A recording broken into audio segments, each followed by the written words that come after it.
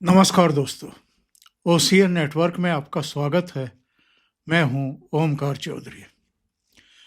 अब इसे लेकर के जबरदस्त राजनीति शुरू हो चुकी है कि शशि थरूर को तो राष्ट्रपति भवन में बुलाया गया। राष्ट्रपति पुतिन के सम्मान में दिए गए राजकीय भोज में, पर लोकसभा और राज्यसभा में जो प्रतिपक्ष के नेता हैं, यानी राहुल गांधी और मल्लिकार्जुन खड़गे को क्यों नहीं बुलाया गया? इससे भी दिलचस्प बात यह है कि शशि थरूर ने ये जानते बूझते हुए भी कि उनकी पार्टी कांग्रेस के राष्ट्रीय अध्यक्ष मल्लिकार्जुन खड़गे और लोकसभा में विपक्ष के नेता और कांग्रेस के भी सर्वमान्य नेता राहुल गांधी को नहीं बुलाया गया है, उन्होंने राष्ट्रपति भवन जाने का फैसला क्यों किया? ये भी उन्होंने बात कही कि मैं तो जाऊंगा। हालांकि उन्होंने ये भी कहा कि उन दोनों को भी बुलाया जाना चाहिए था। ये प्रोटोकॉल भी है और अतीत में रवायत भी रही है। बहरहाल प्रोटोकॉल है या नहीं है, और अतीत में जब उनको बुलाया गया था तो वो कई प्रोग्राम्स में नदारत रहे थे, ये भी अब निकल करके सामने आ चुका है। और राहुल गांधी ने जो एक बयान दिया था जिसमें कहा था कि 2014 के बाद से ही मोदी सरकार ने कुछ नए मानदंड बना दिए हैं कि जिसको वो चाहते हैं उसको बुलाते हैं और जिसको नहीं चाहते हैं उसको नहीं बुलाते हैं। उनका इशारा इस तरफ था कि अटल बिहारी वाजपेयी जब प्रधानमंत्री थे तो भी विपक्ष को सम्मान दिया जाता था, और जब मनमोहन सिंह प्रधानमंत्री थे तो भी विपक्षी दलों के नेताओं को बुलाया जाता था जब विदेशी डिग्निटी आती थी। अब इस पर भी लोगों के मत एक के नहीं है। सरकार की तरफ से बताया गया कि कम से कम 4 ऐसे मौके आए हैं जब नेता प्रतिपक्ष की हैसियत से राहुल गांधी को जो डिग्निटीज आई थी विदेशों से, उनसे मुलाकात करवाई गई थी। अब राष्ट्रपति पुतिन के साथ उनके डिनर में उनको क्यों शामिल नहीं किया गया, इसको कांग्रेस पार्टी के कुछ प्रवक्ता तूल जरूर दे रहे हैं, लेकिन हकीकत ये भी तो हो सकती है कि पुतिन ने ही उनसे मिलने में दिलचस्पी ना दिखाई हो।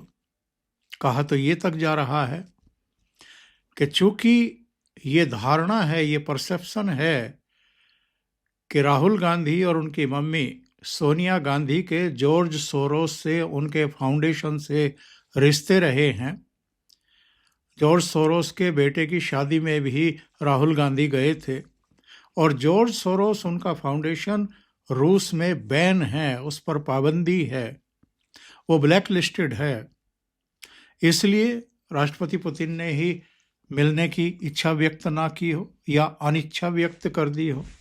बहरहाल ये पर्दे के पीछे की बात है, लेकिन जो सरकार की तरफ से कहा गया वो तो ये है कि भाई जब राहुल गांधी 15 अगस्त के समारोह में नहीं जाते, मल्लिकार्जुन खड़गे भी नहीं जाते, इसके अलावा वो जो मुख्य न्यायाधीश हैं भारत के, उनके शपथ समारोह में भी नहीं जाते, उपराष्ट्रपति के शपथ ग्रहण समारोह में भी नहीं जाते, और कई अवसरों पर ऐसा देखा गया है कि जब राष्ट्रपति भवन से उनको निमंत्रण पत्र भेजा गया, और ये प्रोटोकॉल उनकी तरफ से भी बनता है कि अगर वो नेता प्रतिपक्ष हैं तो वो राष्ट्रपति भवन जाएं ऐसे समारोह में, लेकिन राहुल गांधी नहीं जाते रहे हैं। बहरहाल वो अब इतना बड़ा मुद्दा कांग्रेस भी बनाने के मूड में नहीं है, क्योंकि इससे छिछालेदार गांधी नेहरू परिवार की ज़्यादा है कि उनको नहीं बुलाया गया। और सुपर पावर में से एक यानी रूस के वो राष्ट्रपति हैं, और संयुक्त राष्ट्र सभा की जो सिक्योरिटी काउंसिल है उसमें जो वीटो पावर हासिल करने वाले 5 देश हैं, उनमें से एक के यानी वीटो धारक देश के प्रमुख हैं। अब तूल इस बात को लेकर के दिया जा रहा है कि शशि थरूर ये जानते बूझते हुए भी कि राहुल गांधी और मल्लिकार्जुन खड़गे को नहीं बुलाया गया है, तो वो क्यों चले गए, उन्होंने ये आमंत्रण स्वीकार क्यों कर लिया। अब सरकार की तरफ से कहा जा रहा है कि संसद की जो स्टैंडिंग कमेटी है फॉरेन अफेयर्स की, चूंकि उसके शशि थरूर चेयरमैन है, तो इसलिए उनको निमंत्रण पत्र दिया गया। लेकिन कांग्रेस में ऐसा मानने वालों की कोई कमी नहीं है, और इकोसिस्टम में भी कि साहब ये जानबूझ करके शरारत की गई है। यानी उनका मानना है कि सरकार ने शरारत की है कि शशि थरूर को तो आमंत्रित कर लिया, राहुल गांधी और मल्लिकार्जुन खड़गे को नहीं बुलाया। शशि थरूर पिछले कुछ समय से खफा से हैं राहुल गांधी से, कांग्रेस नेतृत्व से, यानी गांधी परिवार से। और ऐसे कई अवसर आ चुके हैं जब प्रधानमंत्री नरेंद्र मोदी केरल की यात्रा पर गए, किसी कार्यक्रम में गए, और शशि थरूर ने उनकी अगवानी की। एक बार तो रात को भी जब उनका विमान लैंड किया तो हवाई अड्डे पर शशि थरूर मौजूद थे। हालांकि वो कह सकते हैं कि मैं केरल का सांसद हूं, और चौथी पांचवी बार वो सांसद चुने गए हैं, शायद चौथी बार चुने गए हैं, और प्रधानमंत्री नरेंद्र मोदी उनका सम्मान भी करते हैं।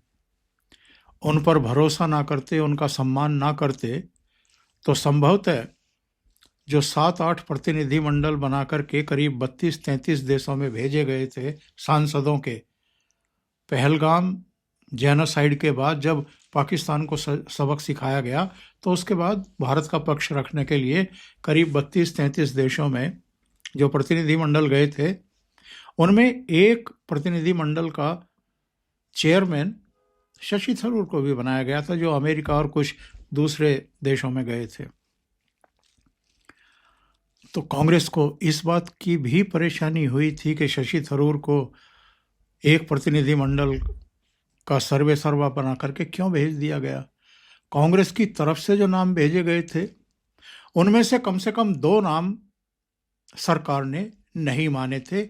एक कर्नाटक के थे, जिनके राज्यसभा सदस्य चुने जाने के बाद पाकिस्तान जिंदाबाद के नारे लग गए थे, और एक गौरव गोगोई थे असम के, जिनकी पत्नी पाकिस्तान के किसी संगठन में कार्यरत थी, और गौरव गोगोई पर असम के मुख्यमंत्री हिमंता बिस्वा शर्मा ये कहकर के अटैक भी करते रहे कि उनके वहाँ के संस्थाओं और आईएसआई से तार जुड़े हुए हैं, और वो गोपनीय तरीके से पाकिस्तान की यात्रा भी कर चुके हैं।